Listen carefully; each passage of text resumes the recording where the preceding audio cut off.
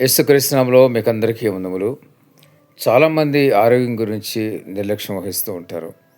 అలా నిర్లక్ష్యం వహించడమే సాతానుకి మంచి ఊతము.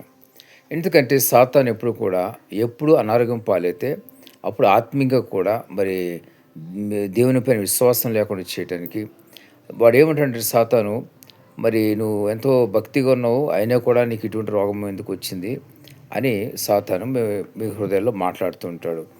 అలాంటప్పుడు ఏంటంటే దీనికి ఒకటే పరిష్కారం ఏంటంటే, మొదటగా మన ఆరోగ్యాన్ని మనం ఎప్పుడు కూడా కాపాడుకోవాలి, భద్రపరుచుకోవాలి.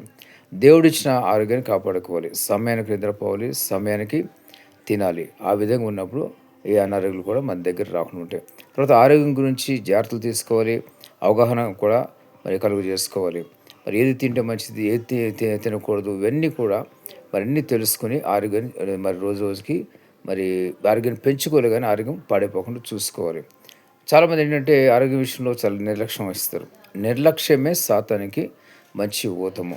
ఎప్పుడైతే మనం నిర్లక్ష్యం వహిస్తూ ఉంటామో, సరిగ్గా సమయానికి తినమో, వాడు మరింత మన పైన వాడి యొక్క అధికారం చూపిస్తూ ఉంటాడు. ఎప్పుడైతే నిస్సత్వం అయిపోతామో, దేవుని దగ్గరికి వచ్చి ప్రార్థన కూడా చేయలేని పరిస్థితి ఏర్పడుతుంది. మరి చాలా భయంకరమైన పరిస్థితులు ఏర్పడుతుంటాయి. కాబట్టి ఎప్పుడు కూడా ప్రతి ఒక్కరు కూడా మరి సాతానికి ఎక్కడ ఒక చోటు లేకుండా చేయండి. ఎందుకంటే దేవునికి దూరం అయిపోతే మళ్ళీ దగ్గర అవ్వడం చాలా కష్టమవుతుంది. సాతాను వాడు ఏం చేస్తాడు, ఎప్పుడైతే మనం ప్రార్థన చేయమో అప్పుడు మరి చొరబడతాడు వాడు. మరి ఎప్పుడు చొరబడదామని చూస్తూ ఉంటాడు. చొరబడి వాడు ఏం చేస్తాడంటే మరి మన హృదయాల్లో కొన్ని మరి విష బీజాలు వేస్తూ ఉంటాడు. ఆ విష బీజాలు ఎట్లా ఉంటాడంటే అవిశ్వాసం కలుగు చేస్తాడు. ప్రశ్నిస్తూ ఉంటాడు.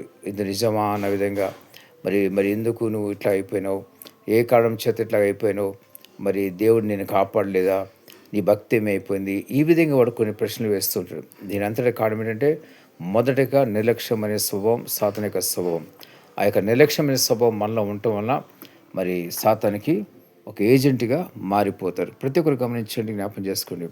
చాలామంది మరి చాలా నిర్లక్ష్యం ఉంటారు ఆరోగ్య విషయంలో. మరి వాళ్ళు భద్రత వహించరు. ఆ తర్వాత మరి చాలా కష్టపడతారు. కొన్ని కొన్ని దీర్ఘ వ్యాధులు కానీ, కొన్ని భయంకర వ్యాధులు కానీ వచ్చినప్పుడు చాలా కష్టపడాల్సి వస్తుంది. కాబట్టి ఎప్పుడు కూడా మనం నోటికి రుచి ఉంది, రుచి లేదని ఎప్పుడు కూడా చూసుకోకూడదు. మరి ఏదైనా సరే ఆరోగ్యం అని తెలిసినప్పుడు దాన్ని మనం తీసుకొని తినడం చాలా మంచిది. మరి కొన్ని విషయాల్లో మనకి ఆప్షన్స్ అంటే కొన్ని ఎంపిక పెట్టుకొని ఇది తింటేనే మంచిది, అది తింటేనే మంచిది, ఇదే తినగలను, అది నాకు ఇష్టం లేదు, ఈ వాసన గిట్టదు, ఆ వాసన గిట్టదు అనుకుంటే కనుక అనారోగ్యం పాలవుతాం. ఏదైనా ఇది ఆరోగ్యం అని తెలిసినప్పుడు అది తీసుకోవడం, తినడం చాలా మంచిది.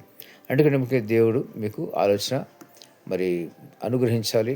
దేవుడు మీకు ఆలోచన అనుగ్రహించిన గాక, దేవుడు మీకు ఆరోగ్యం దయచేయను గాక, దేవుడి మాటలు దీవించి ఆశించిన గాక. ఆమెన్.